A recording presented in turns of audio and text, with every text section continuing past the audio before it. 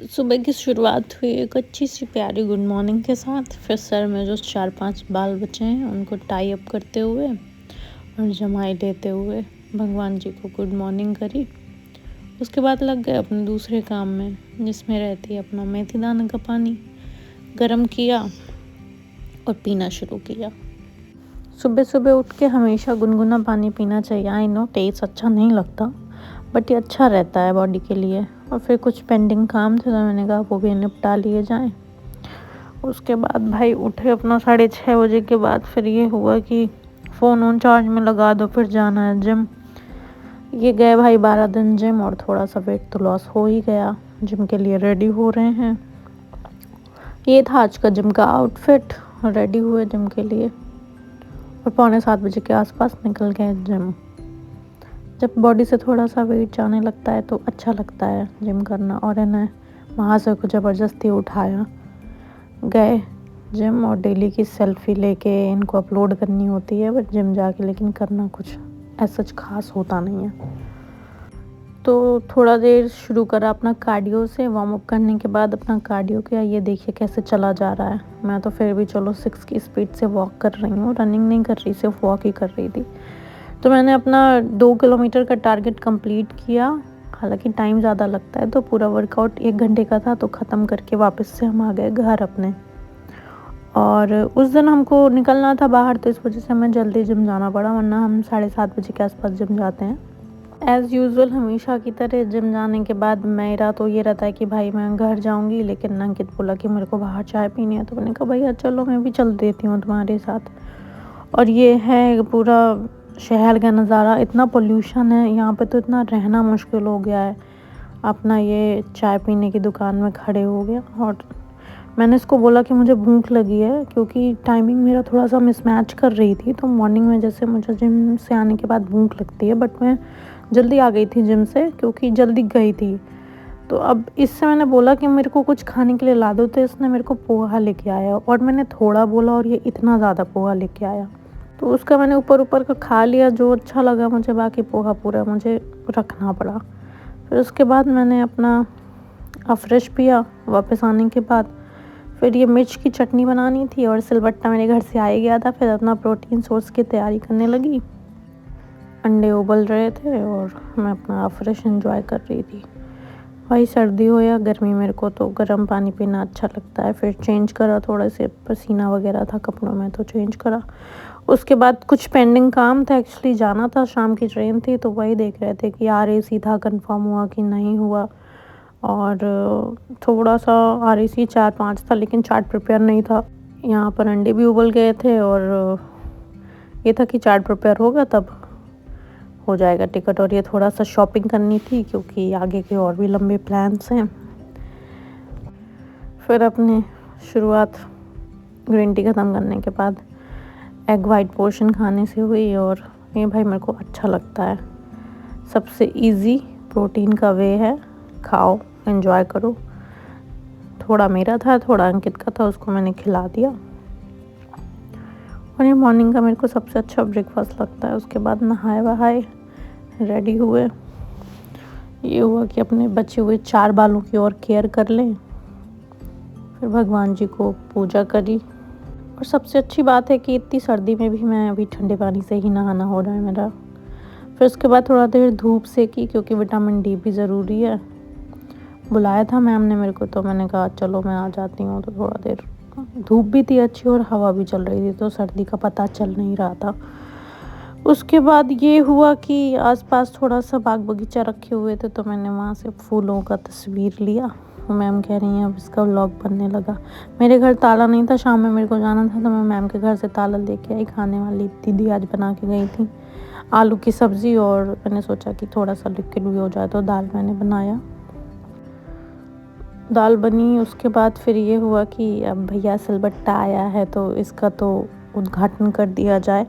फिर इससे मैंने बनाई बहुत ही टेस्टी सी चटनी। गांव में तो हमारे घर सिलबट्टे में ही चटनी बनाई जाती है और ये इतनी अच्छी खुशबू आ रही थी इसमें से। फिर मैंने सोचा कि थोड़ा सा इस पर तेल डाल के इसको फ्राई कर लेती हूँ, क्योंकि स्पाइसी काफ़ी ज़्यादा थी तो ये वैसे उतनी खाई नहीं जाती। फिर अपना भी खाना मेरे को रेडी करना था और कोई मेरी रोटियां देख के जज नहीं करेगा, क्योंकि ये ज्वार की रोटियां हैं और ये इतनी आसानी से बनती नहीं है, तो इन्हें हाथ से बनाना पड़ता है। तो इसको मैंने हाथ से बनाया और ये वाकई में बहुत ज़्यादा टेस्टी थी। फिर खाना ख़त्म करके ये हुआ कि चलो पैकिंग करो, जहाँ के लिए निकलना है। जनाब तो बस ऑर्डर दे गए थे हमको कि हमारी भी पैकिंग करके रखना, तो बस पैकिंग करने में भी लगे थे। अंकित की भी पैकिंग ख़त्म करी, फिर अपना भी सामान जो रखना था वो रखा, और ये सब रखा जा रहा है पूरा। एक रात के लिए घर से बाहर निकलना है, लेकिन कितनी सारी तैयारियां करनी पड़ती हैं। और सबसे अच्छी बात यह है कि बाहर का खाना नहीं खाया जा रहा है 15-20 दिनों से। तो जो भी है, कहीं भी जाना है तो सब अपना घर का ही बना हुआ खाना लेके जाना है। तो ये बहुत ही अच्छी चीज़ है। और इतने पूरे 18 घंटे या 24 घंटे की जर्नी में कुछ भी बाहर का नहीं खाया गया, सब कुछ घर का ही खाया गया। भगवान जी को नमस्ते करा फिर से, घर की लाइट्स वगैरह बंद करे और निकल गए, क्योंकि हमारी 7:40 की शाम की ट्रेन थी। और कहीं जब जाना होता है तो खुशी का ठिकाना नहीं रहता। ऑटो हायर करा हमने, फिर उसके बाद हम लोग निकल गए मेट्रो के लिए, क्योंकि हम लोग जा रहे थे और जिस स्टेशन हमें जाना था उस पे मेट्रो से ही जाते हैं। और मेट्रो में इतनी लंबी लाइन और इतनी भीड़ थी, मुझे तो याद भी नहीं था कि कितनी दिनों बाद से मैं मेट्रो से जा रही हूँ, क्योंकि बहुत लंबी लाइन थी। और मेट्रो में भी बहुत ज़्यादा भीड़ थी। हम लोगों को पूरा सफ़र अपना खड़े खड़े ही करना पड़ा और पूरा चलना फिरना पड़ा, काफ़ी ज़्यादा चलना पड़ा। लेकिन मेट्रो में भीड़ भी बहुत ज़्यादा थी। चलते गए अपना। फिर उसके बाद जहाँ पहुँचना था, 7:40 की हमारी ट्रेन थी और हम लेकिन टाइम से ही पहुँच गए थे। और क्योंकि पिछले बार ऐसा हुआ था कि हमको 2 या 3 मिनट की दूरी से ट्रेन पकड़नी पड़ी थी भाग के, वरना ट्रेन छूट जाती। तो इस वजह से इस बार हम टाइम से निकले। तो फाइनली हम आ गए दिल्ली सरारवाला स्टेशन। और देख रहे हो मेरा पेशेंस लेवल कैसे, मैं मतलब गोलगप्पा बगल में ही रखा हुआ है और मैं बैठी हुई हूँ और मैं खाने के लिए भी ज़िद नहीं कर रही। और अंकित ने क्या किया, फीकी चाय बनवाई, लेकिन उसमें पार्ले जी बिस्किट डुबा के खाया। तो मैंने कहा फिर फीकी चाय क्यों बनवाई थी। तो वही है, लड़कों का तो कुछ समझ ही नहीं आता भैया, कब क्या करना होता है इनको। उसके बाद फाइनली हम पहुंच गए अपने प्लेटफॉर्म में और हमारी ट्रेन लगी हुई थी। तो 6:45 बजे के आसपास हम पहुंच गए थे। फिर तो हम ट्रेन के अंदर नहीं बैठे थे, हमने सोचा कि जो खाना वाना लिया है वो हम खाते हैं। तो जो भी था घर से, जो मैंने बनाया था या जो आंटी बना के गई थी, फिर वो हम लोगों ने खाया। और मैं मतलब थोड़ा सा एक्स्ट्रा ज़्यादा खाना लेके गई थी, क्योंकि मेरे को बाहर का नहीं खाना था बिल्कुल भी। इस टाइम बाहर का खाना मेरा बिल्कुल भी बंद है और सूट भी नहीं कर रहा मेरी बॉडी को। तो जो बचा हुआ खाना था वो मैंने दूसरे टिफ़िन में पैक किया और हमारी सीट आ गई। और सबसे बड़ी बात यह कि मेरी मिडिल सीट थी और अंकित की अपर थी। तो मिडिल सीट में तो बड़ी दिक्कत हो जाती है, लेकिन फिर भी ये था कि 4 घंटे का सफ़र है, तो चलो कैसे भी कर लिया जाता है। और ये देखो भाई, ट्रेन के पर्दे कितने भयंकर हैं।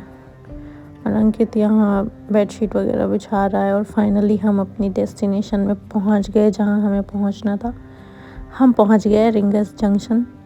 और इतनी सुंदर सुंदर पेंटिंग्स बनी हुई हैं। अभी मैं तो 19 या 20 मई के आसपास गई थी वहाँ पे, तब नहीं था ये सब, लेकिन बहुत सुंदर हो गया वहाँ पे स्टेशन भी। लेकिन सबसे बड़ी बात ये है कि ज़्यादा क्लॉथ्स वगैरह मैं लेके नहीं गई थी, और वहाँ पे इतनी तेज़ सर्दी लग रही थी रात में। और फाइनली हमको उसने, जो गाड़ी में आए थे हम लोग, तो उसने हमको कम से कम 400-500 मीटर दूर छोड़ा था। फिर उसके बाद हम पैदल पैदल चलते हुए गए और फिर वहाँ से हमारा होटल पहले से ही बुक था और वो स्कूटी में लेके जा रहा था। और इतनी तेज़ हवा लग रही थी, क्योंकि मैंने बस एक टी-शर्ट ही पहनी हुई थी और ऊपर से स्टॉल डाला हुआ था। और रूम हमारा बहुत ही ज़्यादा छोटा था। उसने पहले बोला था कि बड़ा रूम देंगे, हमने कहा ठीक है, 4-5 घंटे की बात है, क्या ही करना है। फिर उसके बाद ये हुआ कि चलो थोड़ा देर रेस्ट कर लिया जाता है। तो 2 घंटे के लिए भाई मैं सो गई। उसके बाद मैं उठी 3:30 बजे। 3:30 बजे उठने के बाद रेडी होके फिर हम लोग निकल गए मंदिर दर्शन करने के लिए।